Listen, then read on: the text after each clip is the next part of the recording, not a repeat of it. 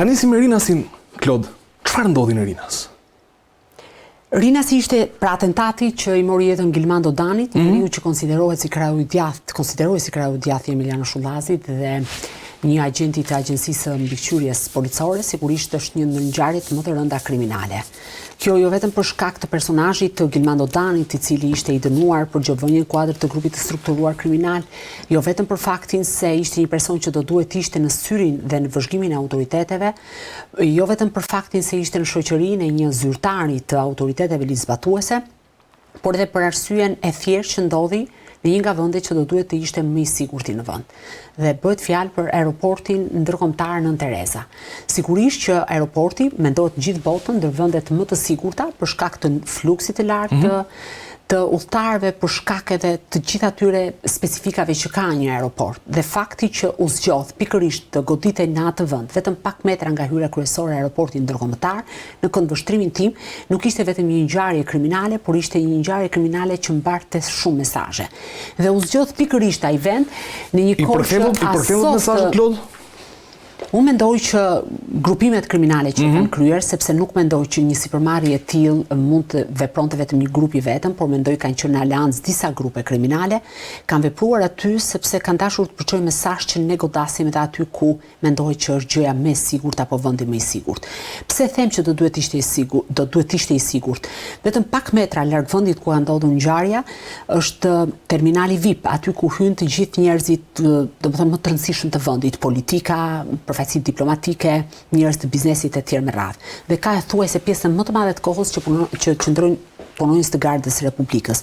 Do duhet që ai rrethotullim i vogël të monitorohet gjatë gjithë kohës nga forcat e policisë, të mos bllokohet për shkak të fluksit të udhëtarëve. Pra parë në këtë këndvështrim, unë e shikoj si një ngjarje me shumë mesazh dhe mendoj që kanë qenë disa grupe kriminale së bashku, sepse po të shikosh mënyra se unë kam publikuar në atë kohë videon e ngjarjes dhe e kam publikuar për një arsye shumë të thjeshtë. Pati një tentativë nga policia për të thënë që ka një autor të vetëm që zbriti nga makina e tjerë me radhë, ndërkohë që burimet në momentin e parë më rrëfenin që kishin parë disa ekzekutorë, që në fakt ishin 3 të tillë dhe ne i kemi parë se si ata zbresin nga automjeti, arreshtohen me njëherë direkt për të mos goditur njëri tjetrin, janë shumë të kujdesshëm. Personi i cili ekzekutori që afrohet pasi kanë goditur automjetin, afrohet për ta qelluar në kokë Gilmando Danin, është shumë i qetë, shumë i ftohtë. Pra mua më janë dukur profesionist mirëfilli dhe fakti që automjeti i ekzekutorëve vjen në vendin e ngjarjes, pra aty ku i bën edhe pritën, në vetëm pak sekonda përpara, do të thotë që ato kanë patur informacion me përpikmëri se kur Gilmando Dani dhe Muçi Shaljani alias Sheqeri do të kalonte në atë zonë. Ky informacion vjen nga Spanja apo vjen nëpërmjet strukturave të policisë së shtetit, sistemi TIMS që ka hipur, pritet zbritja? Ku mund vjen informacion? Që aty ka një bashkëpunim informatorësh. Dëgjoj, është vonuar 2 herë avioni. Herën e parë shtyr fluturimi dhe herën e dytë edhe kur mbritën ata në Tiranë kanë ardhur me disa orë vonesë. Pra do thotë personat kanë patur, informatorët kanë patur informacion të saktë. Mendoj që edhe në shtyrjen e fluturimit është bërë pastaj fluturimi i dytë, edhe fluturimi i dytë ka vonuar. Pra nuk ka ardhur direkt në kohë, ka patur vonesat, çka do thotë në këndvështrimin tim, ka patur informator edhe jashtë vendit, edhe brenda vendit. Dhe patjetër, duke qenë një vend shumë i populluar me shumë lëvizje, do të jetë shumë e vështirë për ta identifikuar, por ideja është që fakti që ekzekutorët lëvizin kanë pritur vetëm 7 minuta. 7 minuta në total? Vetëm 7 minuta në total, sepse janë 2 kamera sigurie. Duhet kemi parasysh një gjë, Andi, përpara se të ndodhte ekzekutimi, pra natën përpara janë ndërprer dritat. E gjithë energjia elektrike në zonë ka qenë ndërprer dhe ka një hetim zyrtar nga ne prokurorisë Tiranës lidhur me OSHE-s. Pse ka ndaj OSHE-s? Sepse edhe në rastin e vrasjes së Gentian Bejtiat, po në zonën e Niklës, sepse është zonë ndan Tiranës, zona e Fushkrujës, janë ndërprer në të njëjtën mënyrë dritat. Dhe aty ka patur vetëm kamerat e sigurisë që kanë qenë tek bizneset në zonë, kamerat e aeroportit dhe një kamera tjetër sigurie që është diku në atë që njihet si rruga e Hurmave për shkak se biznesi kishte gjenerator. Kamerat e tjera nuk kanë filmuar. Dhe nga ajo kamera e këtij biznesi, cilën unë e kam parë, rezulton me përpikmëri që kanë lëvizur në 7 minuta. Pra do thotë ata kanë qenë super të sofistikuar dhe të qartë në lëvizjet e tyre. Së dyti, mendoj që ka patur bashkëpunim me grupet në zonën e Krujës dhe të Niklës për faktin se nuk mund të digjet një automjet në fshatin Halil, për nga ka edhe Emiliano Shullazi, pra origjinën dhe ku ka qenë familja e tij dhe ku ka qëndruar. Pra do thotë që ka patur një dakordësi mes grupimeve. Dhe është një ngjarje që dikush nuk guxon të shkojë të djegë makinën në nikël pa pasur një dikë të brendshëm në nikël që e di situatën. Sepse nëse hyn në nikël nuk mund të dalësh nëse nuk ke një lloj garancie. Dhe kjo është shumë e thjeshtë. Provoni nesër të shkoni ju. Makina është lehtësisht e identifikueshme. Pra ideja është që aty do duhet të ketë patjetër një dakordsi. Kush është personi konkret, është detyra autoriteteve. Ne s'mund të marrim atributet e prokurorit apo të oficerit policisë gjyqësore.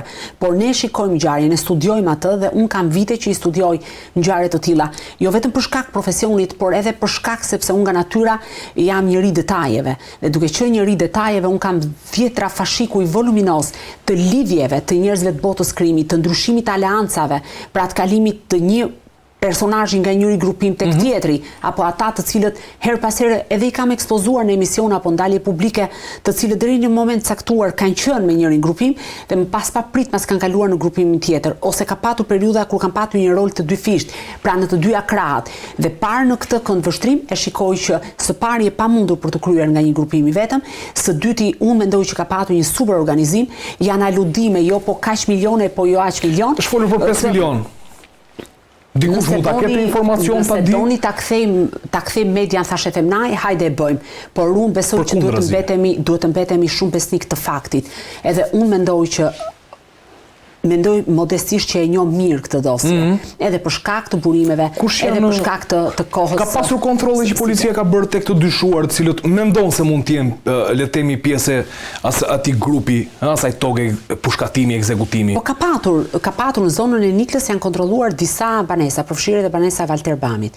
Ka patur edhe e nipit të Valterbamit, ka patur edhe disa personazhe të tjerë të cilët janë të skeduar. U janë marrë faktorët plotësues të qitjes, pra ata që për të parë nëse kanë shenja të por deri më tani nuk ka të ndaluar. Dgjoj, është një ngjarje mirë organizuar, është një ngjarje në niveli shumë të lartë, niveli mafios. Po kush mund ta bënte këtë? Ka grupe të cilat ishin të interesuar për shigjetët e sulmit, që drejtoheshin ndaj Gilmando Danit apo qoftë ndaj Shullazit, nga ku mund të vinin? Atëherë, ka shumë pista. Së pari, mund të them që Gilmando Dani ishte një person i dënuar për gjobëvënie, ju e dini që ishte liruar vetëm një vit përpara, pra në tetor të vitit 2024. Ka pas informacion që vazhdon dhe aktivitetin, të paktën informacionet e mira. Ka forta që ishte përfshirë në fushën e gjobëvënies, që mund të jetë një pistë, pra edhe pasi ishte dalë nga burgu. Së dyti, kush ishte më këmbë si Emiliano Shullazi, shtrohet pyetja normale dhe logjike. Ishte Gilmando Dani. Për shkak sepse ata janë rritur së bashku, ata kanë patur një aktivitet të gjatë kriminal së bashku dhe vetmja mundësi që ta paralizosh grupimin e Emiliano Shullazit përfundimisht ishte të godisje Gilmando Danin. Pavarësisht se ai në pamje të parë duke sikur ishte tërhequr. Emiliano Shullazi bëri vite tashmë në paraburgim. Janë shtuar akuzë pas akuze. Pra ka një sër akuzash, po të fillojmë të rendisin janë shumë. Dhe duke kaluar nga një proces në tjetrin, vitet e gjata të qëndrimit, pra gati një dekadë në burg, e tjera me radhë, patjetër që kur do t'i merrte frerët e grupimit, Gilmando Dani, dhe duke goditur Gilmando Danin në thelb është goditur Emiliano Shullazi, a mund të kemi ne mundësinë për të vënë një emër apo për të drejtuar gishtin? Ka kaq shumë përplasje, ka kaq shumë vite në krim të organizuar, sa mendoj që rradha e kundërshtarëve të Emiliano Shullazit është shumë e gjatë, por edhe aleancat ndonjëherë bëhen, pra shumë grupime mund bëhen shumë shpejt bashkë për ta patur atë jashtë loje. Për shkak të personalitetit të Emiliano Shullazit, kështu që unë e shikoj shumë komplekse, thuajse të pamundur për të zbardhur kjo ngjarje kriminale. Se kisha pyetje, domethënë e shikon të pamundur këtë si ngjarje për të zbardhur. Edhe nëse autoritetet do të kenë të nesërmen një urdhër arresti, unë mendoj që do të shkojnë maksimumi deri tek ekzekutorët, kurse si do të jetë thuajse e pamundur. Edhe në rastet e ndonjë të penduarit do të jetë e pamundur për shkuar tek urdhëruesit, sepse kur veprohet në bashkëpunim mes grupimeve kriminale, ata të cilët kanë interesat e drejt për drejt, ndoshta, po jam e bindur që nuk kanë kur kontakte me ata që kryen krimin. Pra ka disa shtresëzime për të shkuar tek ai që jep urdhrin. Edhe në këtë aspekt mendoj që gjithmonë do të mbetet vetëm në nivelin e ekzekutorëve. Dhe unë mendoj që më mirë se kushdo tjetër është vetëm Emiliano Shullazi që mund t'jap shpjegim për hetuesit, cilat janë dyshimet e tij dhe çfarë po lëvizte në botën e ndeshme të krimit. Mendon se ka pasur informacion, por fol që e kishte paralajmëruar Gilmandon apo ka qenë paralajmërim? Është informacion. Është informacion policor. Unë jam ndër gazetarët që e kam raportuar dhe mbaj përgjegjësi për këtë. Po ka patur sinjalizim dhe është në informacion policor. Nëse autoritetet pastaj kanë problematikë është çështje tjetër, por është informacion policor që e ka lajmëruar të ketë kujdes. Se çfarë nuk kupton Emiliano Shullazi me kujdes, do duhet ta pyesin hetuesit, prokurorët e tjerë me radhë. Por unë jam shumë skeptike që ajo ngjarje do zbartet ndonjëherë plotësisht. Nëse mendon është policia aftë të shkojë deri tek niveli ekzekutorëve që thua, domethënë referuar hetimeve të drejtanishme, administrimi një kamrave të sigurisë, pak ndryshimet e mundshme, se kush mund të jenë personazhet e përfshirë, kontrollet të cilat u bën në fushkruj dhe një çuditje ime e madhe në raport me ishte një person i cili i gjetën disa mina që bën një lloj lidhje me atë që unë mendova që nuk ka lidhje, kontrollet në Nigël, nuk e di do. Nuk e lidhi media, sepse ka patur reagim edhe nga familjarë. Nuk e lidhi media, ishte policia. E lidhi policia që unë kontrolleve që kryen për këtë ngjarje, zbuluam këtë duke lënë të nënkuptoj që kishte lidhje. Ne nuk paragjykojmë askënd, do duhet që të sqarohet e gjithë historia. Por fakti që se këtu duhet ndalur pak, fakti që sa herë hyhet në ato zona, në secilin nga ato fshatrat, ka gjithmonë ose armë, ose mina, ose makina të vjedhura që janë përdorur ose pritet të përdoren në ngjarje, sa herë ndodhi ngjarje kriminale, ka fikje të dritave dhe është blackout në zonë, ka kamera të dalë jashtë funksionit, ka servera që nuk funksionojnë, pra duke në pamje të parë si një sër rastësish, por në fakt këto janë të gjitha masa që marrin grupimet kriminale për të mos lënë gjurmë në krimet e tyre. Kështu që në këtë aspekt ishte shqetësuese dhe kapja e një sasie shumë të mëdha si që ishte mina e tjera me radhë, sepse kishte armë, kishte municion e tjera me radhë. Pra do thotë që vendi nuk është i sigurt, dikush ato mina do t'i blejë nesër, diku do të përdoren ato mina. Se nuk janë policia më herët, po pas një ngjarje kriminale, Klot, se kjo më shqetëson, të ndodhte Rina, si ishte një ngjarje e cila neve edhe ne vetë gazetarëve që kemi parë pafundësisht ngjarje të sigurisht kanë ndodhur me shumë viktima në vende të ndryshme, por Rinas nuk kishim parë, kam përshtypjen. Të paktën në atë pozicion, aqafë Rinasit. Mund të kishim parë ndërhyrjen për vjedhjen e parave në 2019, grabitjen e famshme të Rinasit, por këtë jo dhe tani ndodhe kjo. Një ngjarje me mesazhe shumë të forta. Ndaj e lexoj si ngjarje me mesazhe shumë të forta, për t'i thënë ndoshta edhe segmenteve të caktuara të shtetit që ne jemi këtu. Ndaj unë e lexoj përtej asaj çfarë mund të flitet edhe mund të shikohet një ngjarje në fakt. Mos ndoshta ishte vendi vetëm ku Gilmando Dani mund ta kapi pa përgatitur që zbret nga aeroporti dhe është vetëm me pasaportën edhe me para me vete? Nuk e mendoj kështu, sepse Gilmando Dani vërtet mund zbriste nga avioni dhe mund të merrte një makinë, po mund ta prisë një makinë e blinduar. Mund të kishte. Ka pasur kapacitetet thua. Po kishte gjitha kapacitetet për të mbrojtur. Unë mendoj që nuk ka qenë thjesht qëllimi goditja vetëm i Gilmando Danit.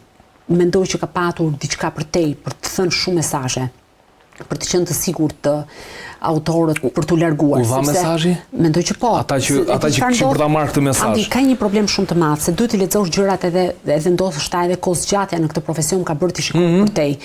Po ta shikosh, gjithmonë e rrethi është thuajse i bllokuar. Atë ditë është thuajse bosh, nuk ka një patrull policie, nuk dua të paragjykoj policinë e shtetit, ndoshta për shkak të planit të masave, por nuk më duket normale që hyrja e aeroportit më të madh në vend mos ketë një patrull policie që lëviz gjatë gjithë kohës, se në fund fare çfarë do të ruajë dhe çfarë do të vëzhgojë policia e shtetit, çfarë do të kontrollojë më shumë se sa të port hyrëset e dalëset të qytetarëve shqiptar apo të huaj. Së dyti, unë mendoj që është zgjedhur ai vend edhe për një arsye tjetër, për të patur një lloj garancie për ekzekutorët për t'u larguar.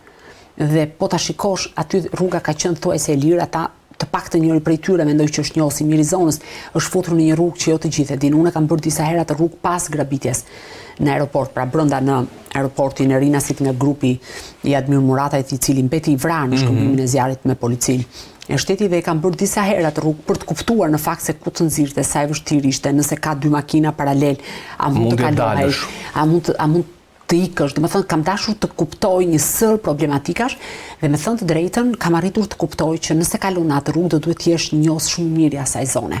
Kështu që janë shumë komponentë që e bëjnë këtë ngjarje shumë të vështirë për të zbardhur tërësisht. Ndoshta në një të nesme vazhdoj të qëndroj idesë që do të mbeten vetëm tek ekzekutorët. Shpresoj të shkojmë edhe aty. Klod, më falenderoj për pjesën e parë. Ne do doja të ndaleshim tek një tjetër çështje, kemi pasur një tjetër vrasje, siç thash do diskutojmë pjesën e parë për sa i përket vrasjes, do ndalemi pak edhe tek dosja e Belinda Ballukut, po ashtu edhe tek emri i ri i cili do drejtojë SPAK-un. Por ndalemi tek vrasjen e Elbasanit, u ekzekutua në mbrëmjen e 30 nëntorit Edmond Hyka, i njohur ndryshe si Mon Mahalla, një biznesmen me një karburant, po ashtu edhe me një kompani taksish. Tani, unë do pyes Klodin për të marrë informacione. Klod, tani, a janë këta vrasësit e vërtetë të cilët janë ndaluar, tani nisim kështu pyetjen? Këtë do duhet të thotë gjykata, sepse gjykata vendos fajsinë apo pa fajsinë e dikut, por çfarë shikoj unë në ngjarjen e Elbasanit, që në momentin e parë që kam rënë, pra jam informuar që kishte një ngjarje, do duhet të pyesësh për identitetin, kush është personi që është qelluar, sepse aty pastaj fillon edhe të kuptosh edhe më mirë dhe fillon dhe pyet në drejtimin e duhur dhe njerëzit e duhur. Fakti që ishte vrarë një biznesmen, ishte vrarë poshtë biznesit të tij, në automjetin e tij luksos, duhet thënë, për zonën, do të thotë që bëj fjalë për një ngjarje të organizuar, sipas meje. Të nesërmen, pra pasi kam pyetur gjithë këto detajet e para sepse ishte mbrëmje, të nesërmen kam arritur të shikoj pamjet e kamerave të sigurisë, të cilat i kam shpjeguar në një dalje publike.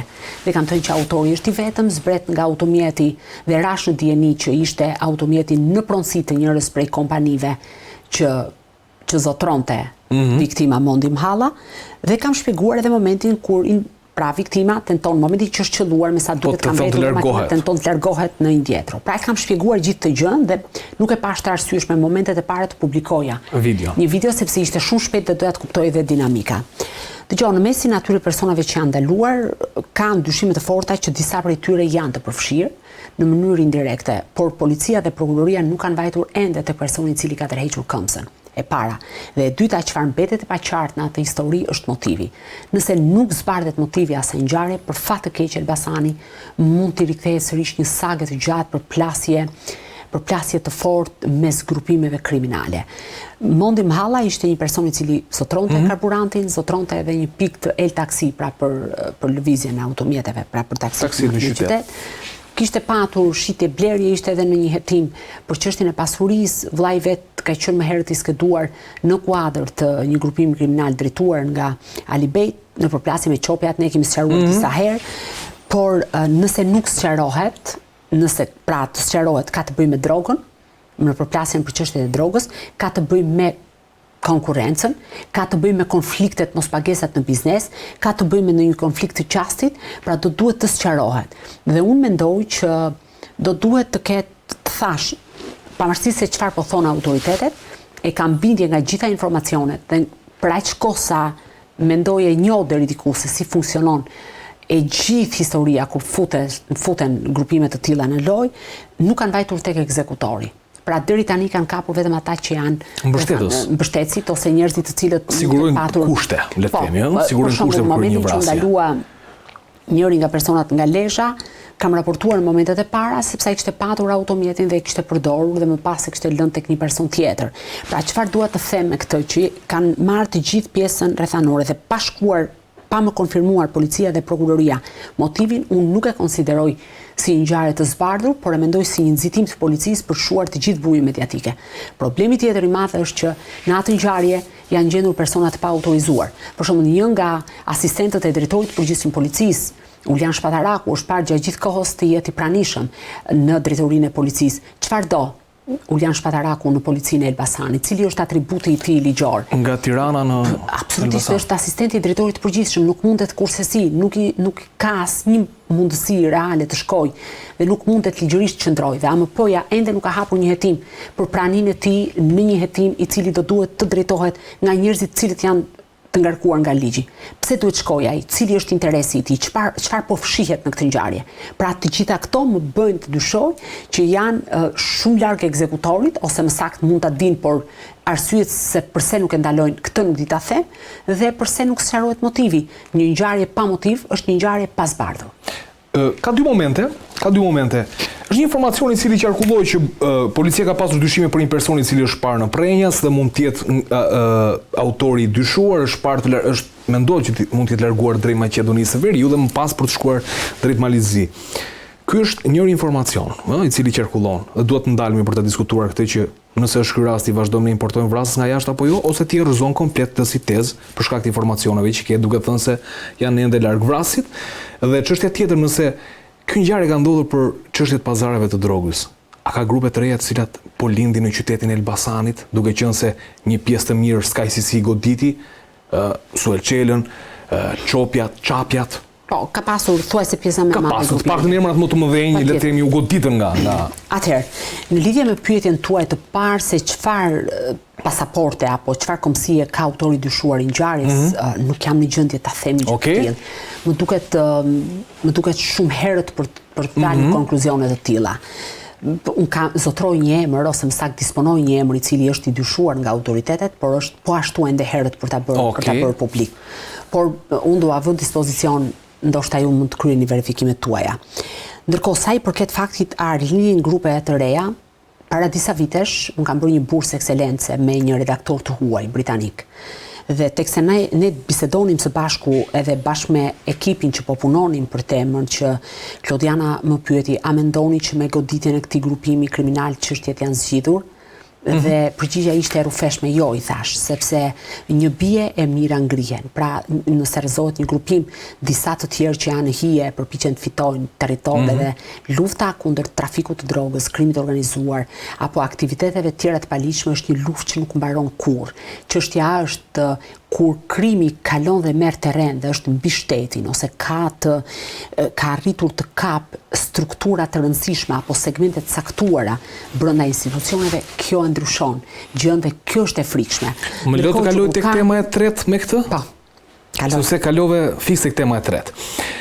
Unë do diskutoj me gazetar kronike, besoj që do duhet ta njohim ritmin e bisedës gjatë gjithë kohës. Gjatë gjithë kohës, kështu që e kuptojmë njëri tjetrin. Ne ndalemi tek rendi dhe siguria.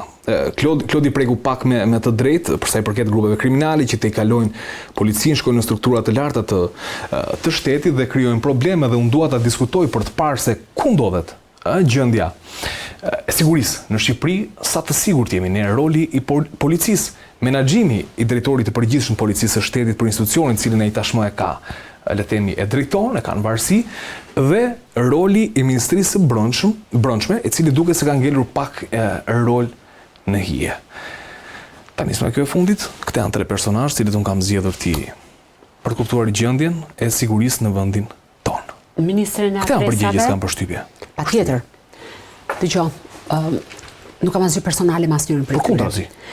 Ne analizojmë situatën, jemi të detyruar ta bëjmë për hir të publikut. Krimi dhe rendi është në një moment delikat, kjo duket shumë qartë. Mjafton të rendisim ngjarjet kriminale për ta kuptuar këtë çështje. Ne sapo folëm për disa të tyre.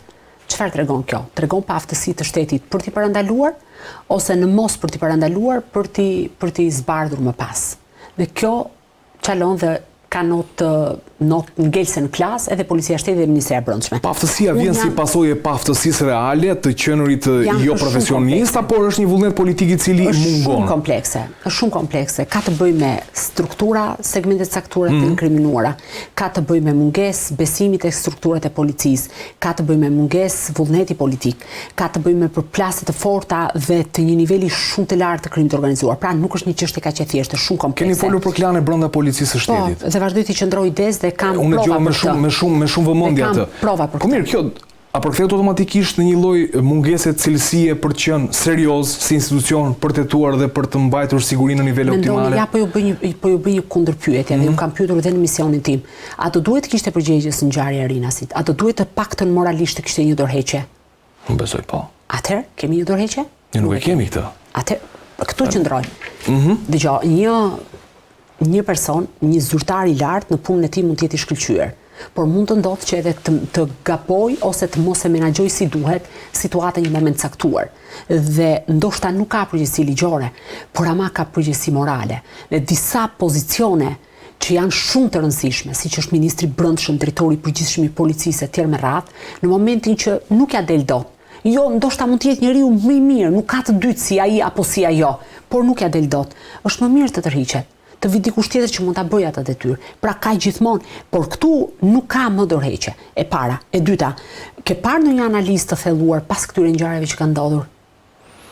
U bëkoj që nuk shohim një mbledhje, u bëkoj që nuk paktën drejtori i përgjithshëm nuk mbledh më drejtorët e qarqeve. Që nuk i bindën Ilir Prodës, degdisen nëpër rrethe dhe detyruan të japin dorëheqjen. E di çfarë ndodhi me komisariatin numër 2? U sulmova, u atakova, u përbalta gjithandej, sepse thash një të vërtetë shumë të madhe. U shkatrua një komisariat sepse arrestoi Altin Morinën. Dini gjë kur Filip Van Pali ka dhënë dorëheqje nga Policia e Shtetit. E dini sa zyrtar që kanë merita të jashtëzakonshme në policinë e shtetit janë degdisur rretheve. E dini me çfarë është mbushur, cilët janë drejtuesit e policisë së shtetit? Janë me 0 kontribut, vetëm sepse janë miq të Ilir Prodës. Nuk bëhet policia me miq edhe me shok. Policia bëhet me profesionist dhe me njerëz që kanë integritet. Ndodhen këta në policinë e shtetit? Ka për mua sa të duash në policinë e shtetit. Jo gjithë struktura, nuk mund të përfshi në këtë, siç na thot ne kryeministri Kazan, nuk mund të përfshihen të gjithë në atë Kazanin, se prandaj kemi ardhur në këtë gjendje, të gjithë duke sharë të gjithë. Jo, ka brenda policisë së shtetit burra dhe gra, djeme dhe vajza të jashtëzakonshëm. Dhe ne kemi më së shumti nga gjitha strukturat punonjës policisë që kanë dhënë jetën për këtë vend. E kupton? Dhe ndërkohë qeverisim policinë me miq e me shok. Nuk është ky koncepti. Me miq dhe me shok të cilët kanë ndarë parcelat, dikush merr para për lëret e fatit, dikush për ndërtimet pa leje, dikush tjetër merr për inertet apo për 1000 gjëra të tjera në këtë vend. Dhe ky është problemi.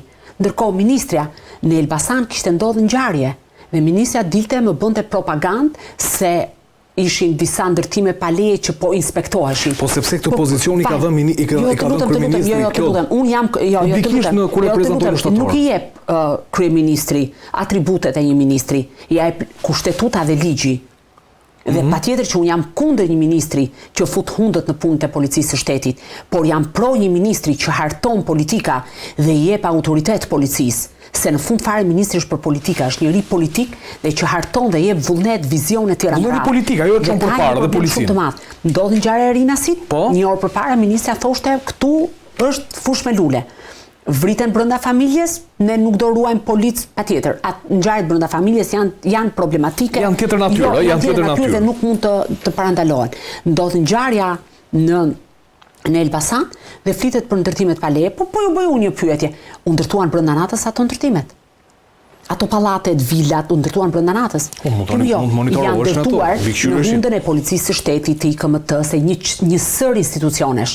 Dhe përpara se të më bëhet propagandë dhe të më thuhet mua si qytetar që ne po shkatrojmë këto ndërtimet pa leje, në fakt do duhet hetohen ata zyrtarë që i kanë lejuar.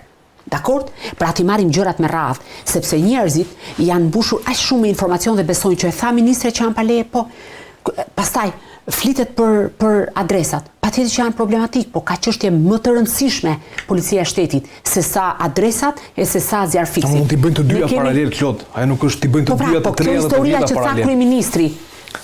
Të merret me punën e brendshme. Si tha kryeministri? Çfarë tha kryeministri? Ka ligj, ka rregullore, ka kushtetut. Dhe kryeministri mund t'i thotë hidhu dhe nga kati, po kjo nuk do thotë që ministria do zbatoj urdhrin të hidhet nga pallati. Klod, si do ta përkthejmë? Duke qenë se zonjës Koçiu si ministri i brendshëm është ngarkuar detyra për të marrë me punët e brendshme, siç janë ndërtimet pa leje, adresat e tjera me radhë, pastrimi i territorit, lidhja me policinë e shtetit është pro Rama direkt? Absolutisht që po. Dhe Ilir Proda po rrin vetëm sepse Edi Rama nuk ka gjetur një dorë të fortë për ta zëvendësuar. Sepse jam e bindur që edhe vetë Edi Rama i din shumë mirë, pra kryeministrit kërkoi ndjes për përdorimin në këtë mënyrë të emrit, po kryeministri i di shumë mirë problemet e policisë së shtetit. Dhe unë jam e bindur që në adresën e kryeministrit ka 10 ankesa në raport me policinë e shtetit. Sepse kam parë mënyrën se si ka pas në momente caktuara mbledhje të tensionuara. Kur thua nuk ka një dorë më të fortë si Ilir Proda, në kontekst e ke, Klod, ke një dorë e cila i shërben qeverisë për interesat të caktuara, po është një dorë më e fortë profesionale. Po çfarë mendon? Nuk e di, po Drejtori i përgjithshëm i policisë së shtetit është aty sepse i intereson politikës dhe në veçanti kryeministrit. Sepse po të donin të bëni një drejtor që i shërbente qytetarëve, do të kishim emra të tjerë të cilët mund ta kishin zënë vendin e Ilir Prodës dhe brenda atyre të cilët kandiduan atë kohë ka patur realisht njerëz me shumë integritet, të cilët sot po sulmohen në mënyrë të frikshme. Dhe ju i dini këto gjëra, po duke qenë se kemi ndruar rolet sot, po jam i detyruar të të pyes dhe kam kënaqësinë përveç se jam i detyruar. Po lidhet e policisë me grupet kriminale. Si do mi përktheje se kemi parë disa emra, një pjesë të tyre ne i njohim dhe personalisht. Andi, dëgjoj, duhet të jemi korrekt. Lidhjet policisë, segmentet caktuar policisë, individëve caktuar. Individët caktuar për qenë korrekt, edhe në vende të tjera, nuk ndodh. Pra ndodh gjithmonë kjo. Ndodh gjithmonë dhe në vende shumë të zhvilluara. Çfarë mua më shqetëson është vetëm një aspekt. Fakti që janë brenda strukturave elit, pra oficerë të Reneas, oficerë të operacionales. Kjo më shqetëson. sepse aty do të thotë që ata njerëz zotrojnë informacion të jashtëzakonshëm, të cilët, nëse ky informacion keq përdoret, mund të përbëjë shkak për ngjarje të rënda kriminale, për shkatrim të operacioneve, për dështim të gjithë strukturave të tjera që mund të përpiqen për ta ndërtuar një gjë. Kjo më shqetëson mua, jo se nuk ka edhe në vende të tjera. Unë kam lëvizur në disa projekte në vende shumë të zhvilluara, por në vende jo edhe më pak të zhvilluara. Kam qenë, këtë shqetësime kishte edhe Amerika, për shembull, kur unë kam qenë në projekt atje, kam qenë në një tjetër projekt të Bashkimit Evropian. Pra kanë qenë disa trajnime shumë interesante. Dhe ke kuptuar mirë që kjo funksionon kështu. Ndodh edhe vendet cilët kanë demokraci e tjera me radhë. Po mirë, ne mos jemi vend shumë i vogël dhe kemi pasur një numër pak më të madh. Mund ta marrin të raport kështu apo jo? E vetmja gjë që më shqetëson është fakti që janë nivele të larta. Janë nivele shumë të larta. Kjo është një këmbën alarmi dhe në këto nivele do duhet të mos kemi lidhje klienteliste, emërime klienteliste, po do duhet realisht të kalojnë disa filtra shumë të thelluar për të shkuar dhe për të patur një vend tek operacionalja, tek Renea etj me radhë. Sepse mund të shkojë në këtë moment, për shembull Reneas, një informacion për një njerëz shumë të kërkuar për ta arrestuar, por nëse njëri prej tyre është i inkriminuar, operacioni mund të dështojë, por operacioni mund të shkojë edhe keq të ketë të vrarë, sepse mund të ketë reagim. Pra, çfarë dua të them me këtë, që brenda në ato struktura duhet të jenë njerëz shumë të besuar, edhe njerëz të cilët do duhet kalojnë disa filtra. Në këtë aspekt them që kjo më shqetëson më shumë se sa numri, sepse kjo ndodh gjithmonë krimi organizuar në gjithë botën. Këtë ka synim të shkojë tek autoriteti që e lufton, të ketë aty të hyjë sa më thellë dhe të shtriten takulat për të patur sa më shumë informacion. Këtë e fundit për këtë temë, zgjidhja e rendit dhe sigurisë publike në vendin tonë. Zgjidhet nëse zgjidhet kjo treshe këtu dhe renditen detyrat ashtu siç do duhet renditen dhe varësitë ashtu siç do duhet të jenë. E mendon kështu? Jo, nuk e mendoj kështu, nuk lidhet fare me emrat. Lidhet së pari me vullnetin politik, edhe unë mendoj që nuk ka patur vullnet politik për ta luftuar krimin, ka një vullnet të partnerëve ndërkombëtar që kanë parë krimin shqiptar si një rrezik serioz për vendet Bashkimit Evropian dhe Shtetet e Bashkuara, dhe më pas ka një stepje të institucioneve ose më saktë një tulatje ose një mbyllje sysh edhe veshësh për të mos e bërë një gjë të tillë. Po unë mendoj që koha do të vijë dhe të paktën nga kjo treshja dy prej tyre nuk do të jenë më. Nuk kuptoj ministrin e adresave dhe drejtorin e përgjithshëm se kryeministrin duhet ta lëviz vota, nuk ose duhet ta pezullojë spaku pastaj se nuk ka zgjidhje tjetër, por problemi është që dy prej atyre, pra nga kjo treshja, ana këtej nuk do të jetë, mendoj së shpejti, sepse ka kaq ngjarje të rënda sa minimalisht moralisht nuk mund të qëndrojnë detyrë. Zonja sa ka marrë detyrë dhe ndoshta është ende herët për të njohur me se nga shëndetësia të kalosh tek bota e krimit. Nuk është fare justifikim. Nëse merr përsipër ta bësh një detyrë të tillë. Po, Klod, mund ta marr sot ngjarjen dhe mund ta marr sot detyrën dhe ngjarja mund ndodh nesër tani. Më lini të njëm dhe me ngjarjen nga se ka ardhur. Kështu që ka pas kohën e mjaftueshme për ta bërë një gjë të tillë. Shpresojmë. Dhe unë shpresoj shumë tek këto që u thatë që nuk është çështje emrash, por çështje një vullneti të brendshëm politike dhe për t'i dhënë një zgjidhje. Një temë tjetër cilën unë do dua ta trajtoj bashkë me Klodin është për sa i përket hetimit ndaj zëvendës kryeministres dhe ministres së infrastrukturës, tashmë do pezulluar, Belinda Palluku, një çështje e cila po përplas drejtësinë, në këtë rast SPAK-un, gjykëkohon me qeverinë dhe që hallet do duhet të zgjidhen në kushtetuese, sepse janë hallet cilat lindin nga përplasjet ligjore. Por të ndalemi tek hetimi. Tani ç'po ndodh me hetimet ndaj Ballukut, Klodina Lala? Vijojnë absolutisht. Prokuroria e posaçme në informacione që News 24 disponon. Po? Vijon hetime me pyetjen e personave të dyshuar, me pyetjet e personave që kanë dieni me sekuestrimin e procedurave të tjera tenderuese, me kthyrje celularësh, me kontrolle të tjera me radhë. Kështu që janë hetime dinamike, janë marrë edhe varësit e zonjës Ballukut, cilët janë në arrest shtëpie. Eraldi Lezi dhe Gëndjan Gjyli në pyetje, po ashtu janë duke u qyrur disa celular të rinj të cilët janë sekuestruar për gjatë javëve të fundit në kuadër të kontrolleve të urdhëruara nga gjykata. Kështu që nga ana tjetër gjykata e posaçme apelit pritet të caktojë trupin gjyqësore që është monokratike në rastin konkret, pra një gjyqtari vetëm që të shfrytoi ankimin e zonjës Balluku. Për sa i përket masave të bllokimit të pasaportës? Po, sepse njëra është masë ndaluese, pesë të funksionit ose detyrës publike, dhe tjetra është masë shtrënguese, ndalimi. Masa shtrënguese është ndalimi për dalje jashtë vendit. Nga ana tjetër, betejë tashmë zhvendosur në gjykatën kushtetuese. Rasti Balluku tregoi që për herë të parë kemi një konflikt real mes qeverisë, pra ekzekutivit, dhe gjyqësorit shqiptar. Dhe me sa kuptoj, aq sa unë mund të kuptoj nga politika, është që kryeministri në fakt betejën po e bën jo për zonjën Balluku, po e bën më shumë për vete, sepse në momentin që bie barriera e tij e fundit që zonja Balluku, të gjitha shigjetat, të gjitha akuzat shkojnë pastaj direkt tek kryeministri. Po mirë, me këtë që më thua, bie gjitha akuza publike ndaj kryeministrit që kontrollon SPAK-un dhe drejtësinë që kërkohen në këtë rast. Jo, unë kam qenë edhe jam e qartë në qëndrimin tim që brenda SPAK-ut, dhe e kam thënë edhe vazhdoj të qëndroj të njëjtës ide, pavarësisht përplasjeve që kam patur në studiu të caktuar, që brenda SPAK-ut ka një grup të konsiderueshëm prokuror, cilët kryeministri nuk i komandon dot, sikurse ka edhe disa eksponent të cilët kryeministri, mazhoranca, se ndoshta kryeministri është jo normale për ta përdorur, që ka një lloj ndikimi ose një lloj komunikimi. Kështu që në këtë aspekt unë nuk e shoh si të tjerët, pra nuk jam as në grupin e atyre që thonë dëgjoj se kryeministri kontrollon të gjithë, e as në grupin e atyre që kryeministri nuk kontrollon asnjë.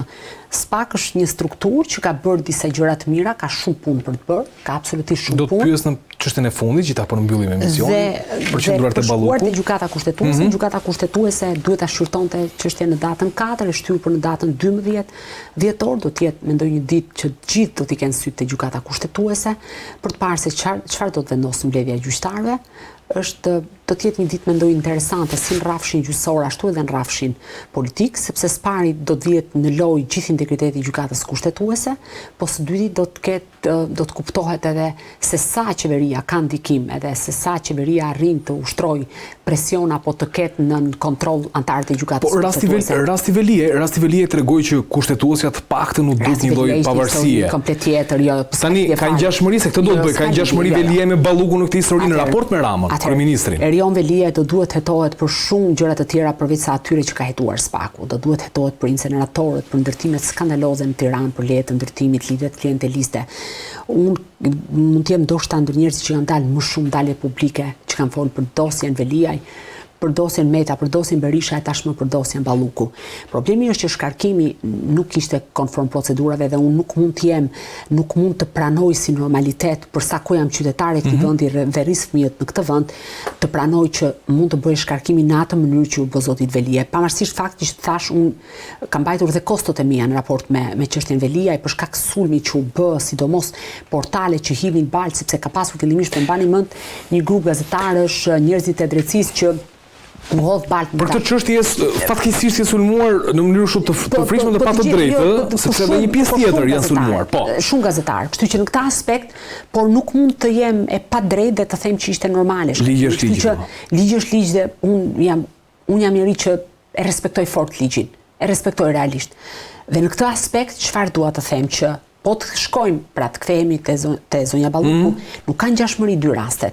Ky është testi i vërtetë i gjykatës kushtetuese, dosja Balluku. Tani ç'mendon ti Klod tani?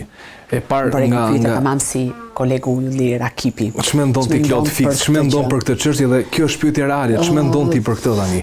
Ç'do vendosi kushtetuesja ndaj Ballukut aty? Gjykata kushtetuese do ta legjitimojë pezullimin. Këtë mendoj, ndoshta jam e gabuar edhe patjetër ky është ti ke formim juridik. Nuk është një pozicion i fituar me vot, si zëvendës kryeministre dhe ministre. Është një pozicion që është emëruar zonja Balluku. Kështu që në këtë aspekt, por patjetër, duke qenë në rast i parë, patjetër që ka nevojë për një interpretim kushtetues të neni dhe sqarim një herë për gjithmonë.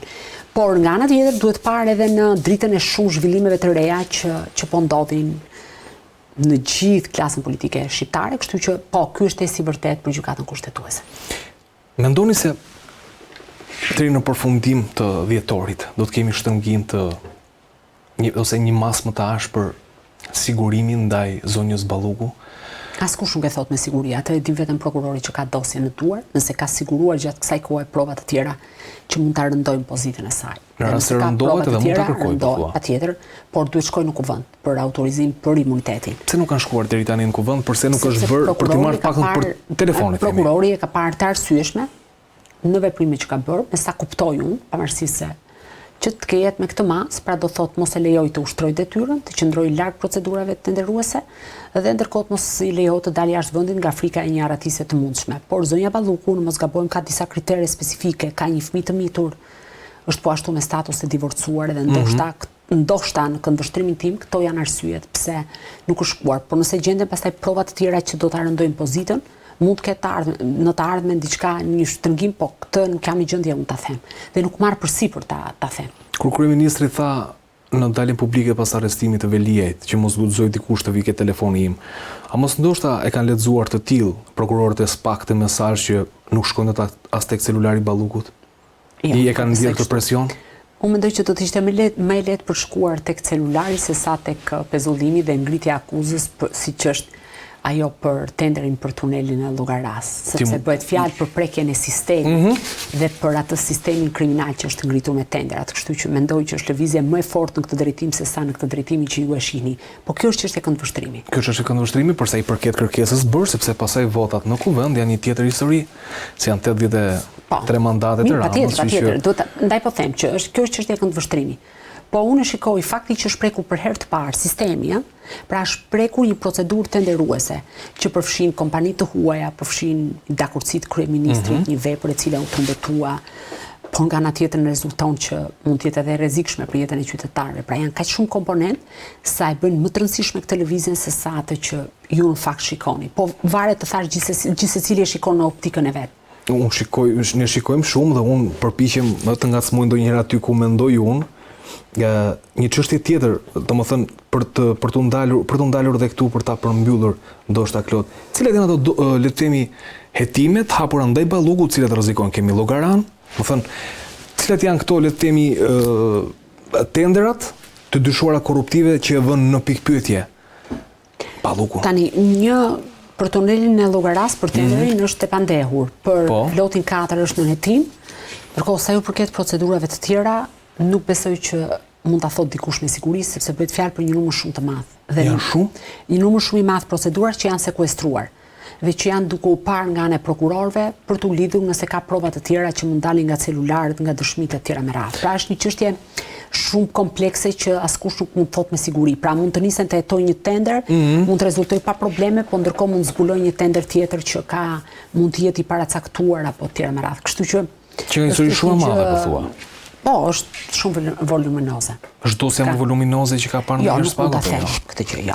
Sa i përket zonjës Balluku për shkak të funksionit, patjetër që është zyrtarja më e rëndësishme deri më tani, për shkak se është në detyrë, është grua, ka 2 pozicione, një herazi, ka pasur thuajse një grup parlamentar në kuvend për shkak se mori 12 deputet në qarkun e Firit, ka të besuar të saj deputet në qarkun e Tiranës, në qarkun e Dibrës. Kështu që në këtë aspekt ka një numër të konsiderueshëm njerëzish besnike dhe të mbështetur prej saj. Dhe në këtë aspekt, patjetër që është goditje them unë e madhe e SPAK-ut, sepse besoj që është goditur njeriu më influent në Partinë Socialiste dhe në mazhorancë pas Edi Ramës. Por sa i përket çështjeve, aty ka dhe çështje tjera patjetër që kanë fashikuj shumë të mëdhenj dhe më voluminoz. Pra do duhet të presim hetimet. Mirë, teksa presim hetimet, Klod, ne flasim pra për SPAK-un, flasim me qenë se unë besoj kjo do t'jetë të paktën në episodi fundit që unë bëj me Klodiana Lalën dhe ndërkohë kreu i SPAK-ut është Altin Dumani dhe unë do ta pyes pak Klodin për rolin e Altin Dumanit në këtë 3 vjeçar, çfarë ndryshoi ai në konceptin e një hetimi le të themi në historinë e Shqipërisë, si bëhet një hetim ndaj një zyrtari të lartë dhe me influencë, e po ashtu se kush do të jetë ky emër që do pasojë Dumanin, do ndjek të njëjtën linjë, një linjë më e fortë që merr ndoshta edhe një mbështetje më të madhe këtë herë, apo do mbetet tek këto doze të cilat janë në tim dhe historia mbyllet këtu. Tani, si ma përmbledh 3 vjeçarin e Altin Dumanit, Klodiana Lala, çfarë ndryshoi në historinë e timit ndaj funksionarëve? Po sepse janë dhe më herët janë funksionuar që ka pas prokuroria e përgjithshme, por një SPAK i tulatur me zyrtar të nivelit bazë apo të nivelit të ulët që ndaluan apo arrestuan apo hetuan gjatë kohës të zotit Kraja. që në disa aspekte dhe mirë kuptoj, ndoshta ishte strukture sa po krijuar me mungesa e tjera me radhë, Zoti Dumani e kaloi në kryefjalë SPAK-un. Thash edhe më herët janë bërë disa goditje, po ka ende shumë punë. Çfarë nuk kupton ka ende shumë punë për t'u bërë, se këtë dua ta kuptoj në kontekst. Ka një sër çështjesh të cilat nuk janë hetuar si duhet, edhe ndoshta në këtë aspekt do duhet ishte bërë më mirë, siç janë çështja e inceneratorëve, ka patur përplasje të forta për koncesionin e sterilizimit, janë disa koncesione tjera në shëndetësi, siç është koncesioni i laboratorëve apo check-upit. Patjetër, ka patur dhe kjo është publike se është publikuar që në atë kohë për sterilizimin, që ka patur prokurori kishte një qendrim, Zoti Dumani një qendrim tjetër.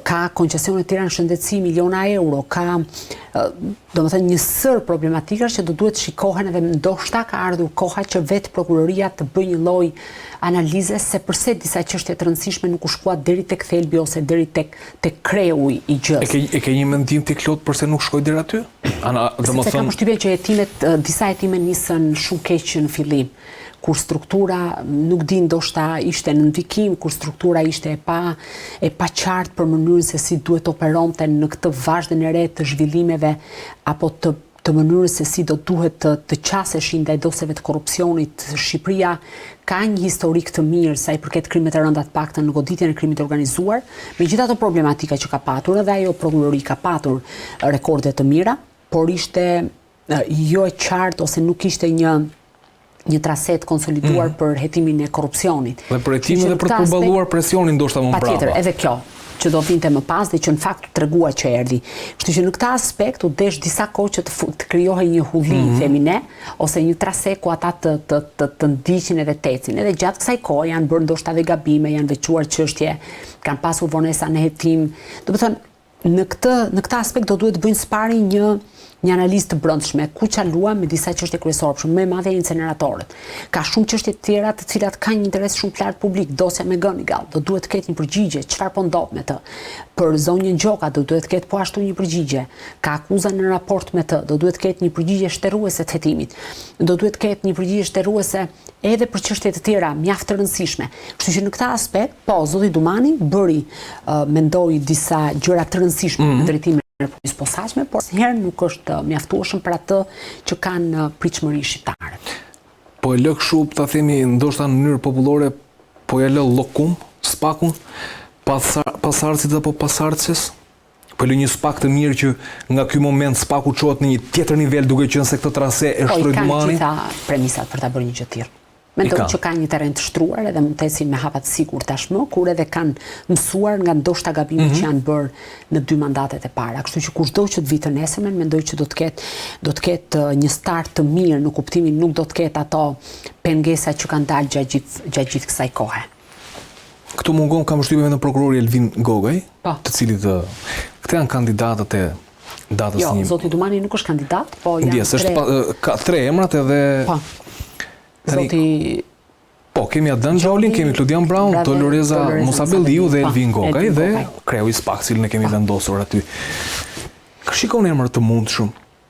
Ose ta bëj pyetje ndryshe, a do ishte këtë herë një zonjë në krye të SPAK dhe a do ishte më e hekur? Është risi, kandidimi një gruaje për herë të parë në SPAK, e kam thënë disa herë. Edhe patjetër që po, historia ka treguar që edhe në vende të tjera ka patur një grua që ka drejtuar SPAK-un. I respektoj të 4 kandidatët profesionalisht edhe institucionalisht, sepse ne bashkëpunojmë rrugë institucionale si në çdo institucion tjetër. Kanë patur secili prej tyre rekordet e tyre, sidomos 3 kandidatët që ke vendosur këtu, sepse Zoti Goka erdhi më vonë, por 3 kandidatët e parë, si zonja Musabelliu, Zoti Brahu dhe Zoti Xholi, kanë mbajtur dosje me ngarkesë të lartë në prokurorinë e posaçme, janë kërcënuar, janë sulmuar, janë anatemuar e tjera me radhë, e kanë përballuar presionin, kështu cili do që të jetë prej tyre, patjetër që mendoj që do të jetë një kandidaturë e mirë për të drejtuar SPAK-un. Ju do pyesi po cili është emri. Atë nuk e di askush me siguri, do ta vendosin ata duar që do ngrihen në KLP në datë 11 dhjetor, që sigurisht do të jetë një ditë e rëndësishme.